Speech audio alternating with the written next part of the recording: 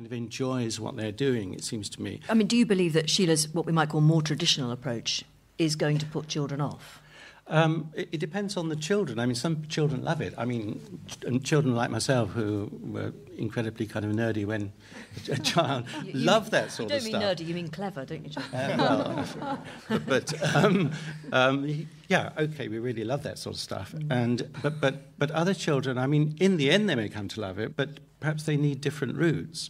So I think that, again, we should put the emphasis on the fundamental questions of what we're fundamentally about and not look too much at the specific vehicles. So do you acknowledge, Sheila, that traditional subject-based approach does deter some children early on in their school career? No, I think it's a matter of the teaching. If the teaching is bad, the children will have problems. And it really is an ideological debate, almost, whether you think education is about teaching the child about things beyond the child or teaching the child about things which are everyday. All right. Steve, what about you, or perhaps one of your children's experiences? Well, I think what you should never forget about children is that basically they are small mammals. And I've watched enough David Attenborough programmes to know that what mammals do for the first few years, you feed them milk, you teach them to walk and talk and fledge. But then they have to go out into their wider social group and their peer group, and they do all that, rolling about, pretend fighting and stuff. And that's effectively what they do at primary school. They're beginning to feel their way into the wider world. If your child comes home from school and you say, "Did you do the tutors today?"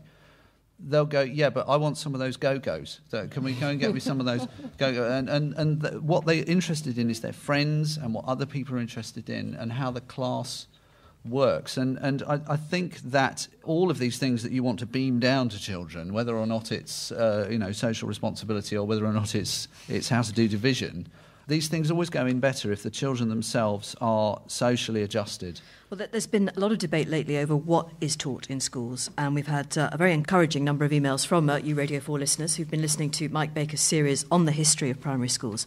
Now, many of you just questioning exactly what is taught in primary schools in England, whether there's maybe too much emphasis on the 3 Rs or not enough. Do pupils have the time to enjoy subjects like PE, like music, like art? And we had one email that said, and I quote, "It is important for principles of electronics and plumbing, bricklaying and cloth making to be taught in schools." Mike, that emailer might well have a point, actually, but what do schools in England have to teach by law? Well, at the moment, under the national curriculum, there are the 3 core subjects, so that's maths, English and science, and then there's a fairly long list of foundation subjects, the traditional things you'd expect, like history, geography, ICT, plus, of course, art, music and PE as well. Foreign languages, of course, will become compulsory for 7 to 11-year-olds from next year, so that's a bit of a change. And actually, when you think about it, looking at that list, up until then, that's actually almost exactly identical to what was laid down in the 1904 Board of Education regulations, which makes you think a little bit about perhaps we should have moved on a little bit from that. Now, there are some extra things as well which are being squeezed in, and this is one of the problems. Every time the government gets concerned about an issue, it decides to add something else for schools to do. So we now have, well, of course, we've had RE for some time, but we now have citizenship, personal, social and health education, and sex education. And the new one coming out from 2011 is well-being. But having said that, it sounds like a pretty long list. Of course, the reality is the things that are tested are maths and English. That's the things that are tested in SATs. And that tends to drive the focus of a lot of schools, perhaps particularly the less confident schools and less confident teachers.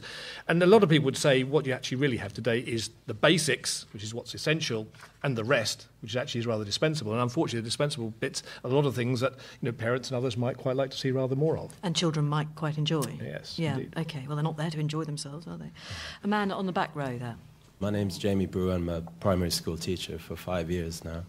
And all the lessons where children have made the greatest leaps have been the ones where we've kind of asked them questions or provided them with opportunities, and they're the ones who's kind of taken it on. Like last year I had a child in year 3, and we were just doing fractions, and all of a sudden he made the link from fractions to decimals, and we hadn't even talked about decimals. I guess my point has been is you don't have to be an expert in subjects, but more of an expert in motivating and questioning and Absolutely right. things like that. Absolutely right. I think what would be good is if there was an equivalent of show and tell for teachers. Steve Punt. There were a couple of occasions at primary school which have stayed with me more than anything else that I learnt there.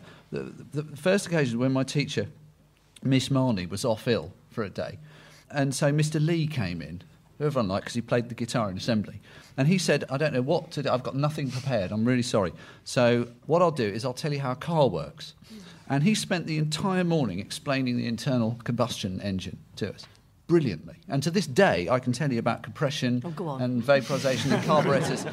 It was fantastic. Now, if he'd said, this morning I'm going to do science, everyone would have gone, ugh. But because it was completely out of the blue and completely unexpected and not introduced as, I'm going to teach you, I'm going to tell you, it stayed with me far more than, I couldn't tell you what was on the timetable without wanting to go all Dead Poets Society on you. Everybody knows that something that is really taught with the heart is going to go in much more. Yep, the man in the blue shirt there, light blue shirt.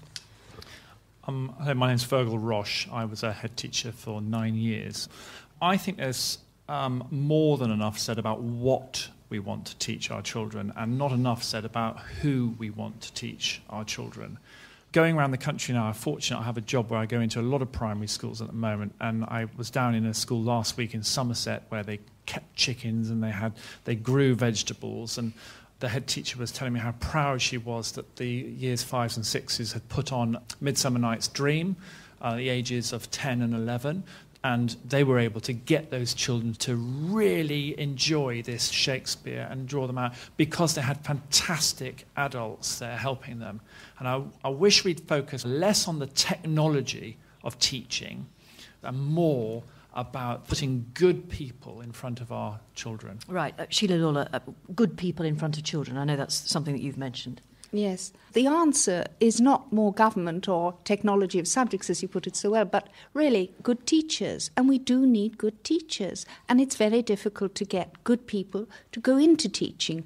We have one of the highest, as I mentioned, attrition rates in most Western countries, and people are leaving because the conditions of teaching are driving them out. What do we do to attract those inspirational people? Well, I think we've got to do two things. We've got to raise the status of teaching, and I think for that you have to put teaching, entry levels to teaching on a par with entry levels to any other career or profession that young, able people want to go into. And I think we've got to pay teachers more. Mick Brooks, what is the starting salary for a primary school teacher?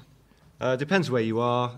Outside London. But outside London, about 19,000, going up to about 28,000, and then various things bring it up to low 30s. But if you paid more, if the government paid more, if we, the taxpayer, were prepared to pay more, do you think Sheila's right? Do you think we get better teachers?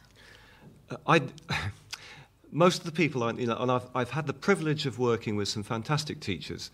They have one thing in common, and I shouldn't be saying this as a general secretary, I know. They have one thing in common. They all loved teaching and actually didn't care, to some extent, what they were being paid, because it was the job that they loved. Also, if you look at it from the point of view of a hard-headed civil servant at the Treasury, if you know people will teach for the love of teaching, that's not a great negotiating tactic. No. Of course you've got to pay teachers a reasonable wage, and you've got to make sure that you're attracting good graduates, but not just good graduates. I think it's this love of teaching, this fantastic job. When you mentioned the love of teaching, you did get some. I was quite surprised by the number of approving nods in the audience. Is it true? There are some of you who nodded there. Is it true that you would teach for the love of it? This lady here, the long black hair. So you don't do it for the money? Oh, no, I don't think you could. I've spent the afternoon covered in biscuit dough. I don't think that... I mean, my background here, I was a politics graduate, and I volunteered working with children.